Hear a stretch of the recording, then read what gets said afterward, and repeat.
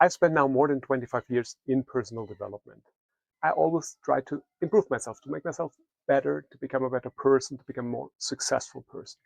And I tried everything. I read all the books. I went to seminars. I went to coaching.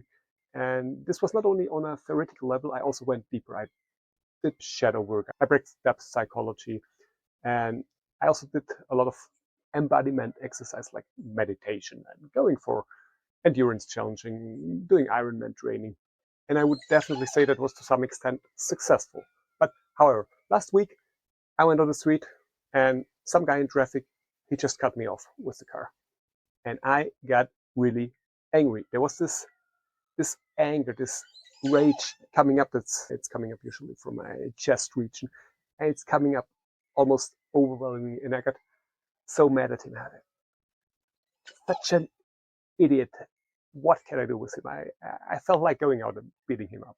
I mean, I would never do that, but that's how I felt in that moment. And then I thought to myself, okay, what is this all about? I mean, I worked so hard on myself to control these emotions, but still they're coming up. That's the topic I want to talk about today in this video. Welcome to Individuation Applied. This is not theory, this is real practice tested in real life. My name is Ingo from The Small Reset, and today I want to share with you what I learned on my 25 years of personal development journey and what I didn't.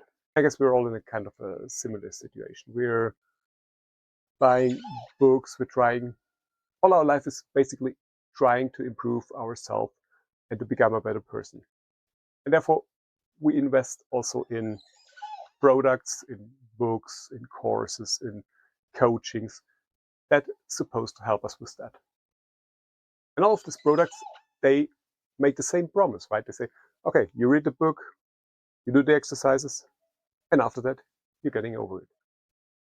You beat your addiction, you beat your procrastination, you build better habits, and you become more rich and successful.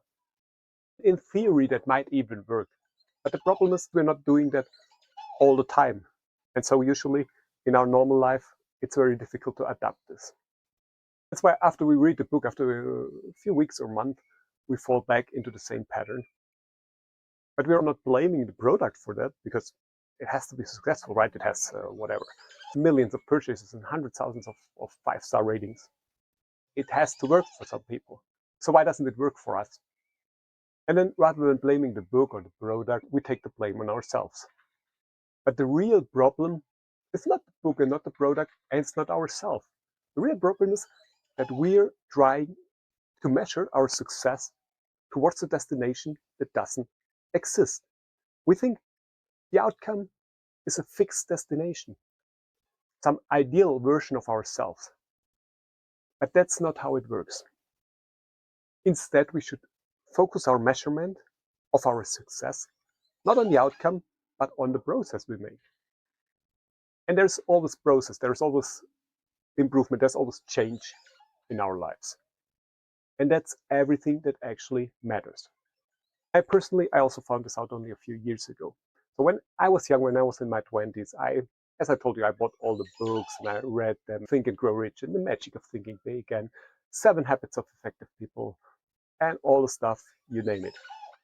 But somehow I struggled with the implementation into my life. Or it worked for some time until it didn't. And then during my professional years, I went to coachings, I had mentors that helped me, and they showed me exactly what I should do to become better. And this worked to some extent, but I was not 100% satisfied with that. And also all the embodiment exercises I did, like the meditation and the going out into the forest and running for hours and trying to use that to calm myself down and to find my own way. That's something that made me stronger and it made me probably also in a way better, but I didn't become the person I supposed to be. And now let me tell you the story when I changed this way of thinking. I always had, since my early adult years, since 18 or 20, I'm an endurance athlete, so I had this dream to go to the Ironman World Championship to Hawaii.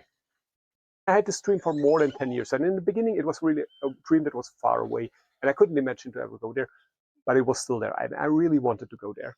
And I knew if I just wanted enough, I will get there. And my first Ironman race, they were far away from qualifying for that race. But then finally, in 2018, I fulfilled myself this dream and I achieved the goal. In Frankfurt, in the European Championship, I qualified for the World Championship on Hawaii. And I went there and I raced and I finished. But then something strange happened. Because this lifelong dream, this lifelong goal I had, suddenly was not there anymore. So I felt empty. And then I understood that it's not always about achieving and chasing your goals and your dreams. Because what happens when you achieve them? I mean, this was a really big goal for me, and it was not there anymore. And I said, okay, I mean, what's coming after that? What's coming after Hawaii? For an endurance athlete, there's nothing more than that. It's like the Olymp for us.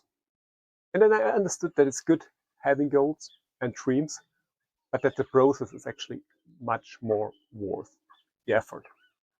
And since then, I also changed my focus. I mean, I still have goals and I still have dreams, but I focus much more on what I'm doing on a day-to-day basis.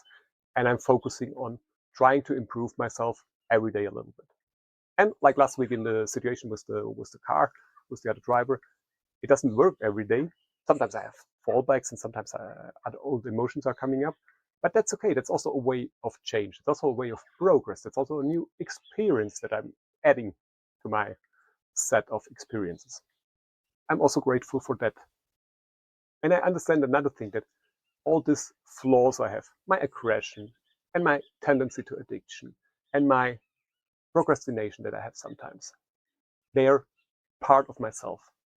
And I cannot eliminate them. But what I can do is I can try to recognize them and I can try to funnel them into a direction that's more serving me. And this understanding changed everything about this work. I'm still doing personal development. I still want to get better. I still want to improve myself, but I changed my metrics of success. And the reason behind it is very simple, because usually or often we think about the human being as something fixed, as a perfect thing that is in its ultimate state and just needs some fixing here and there. But that's not how it is, because we are not a destination. We are in the becoming. We're always becoming. We're always growing. Every human being or every living being is growing until it dies one day. If we stop growing, we stop living. We are thrown into life and always projecting forward into possibility. And this possibility is always there.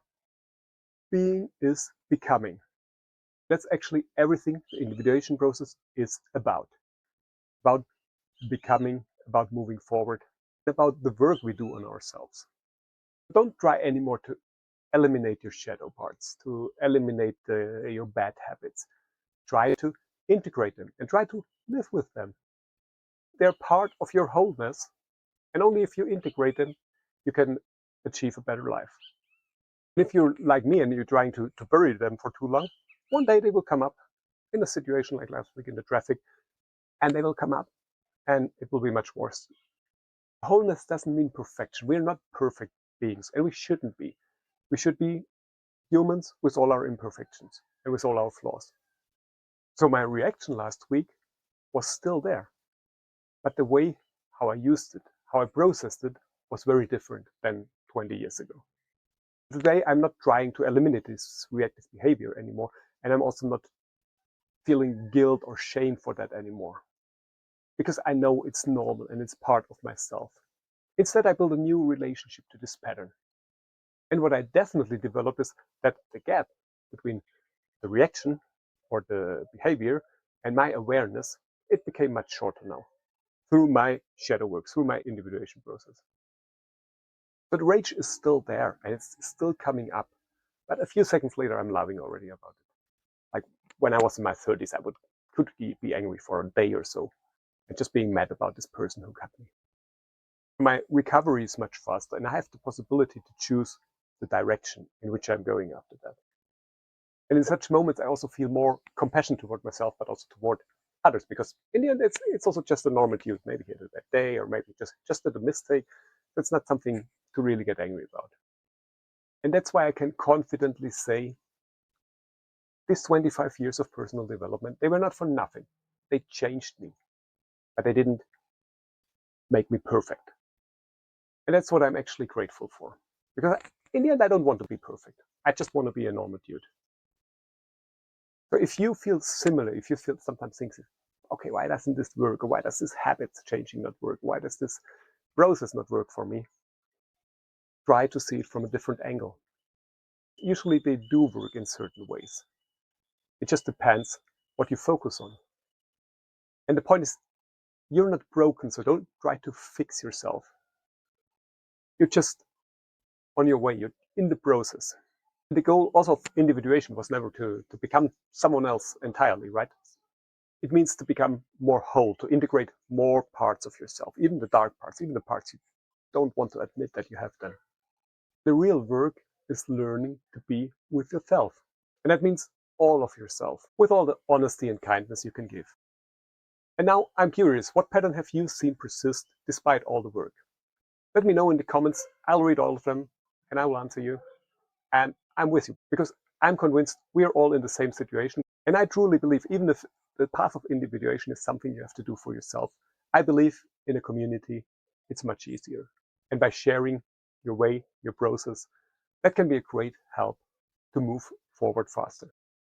And with that, I hope you enjoyed the video. Please don't forget to subscribe. This was Individuation Applied. See you next week.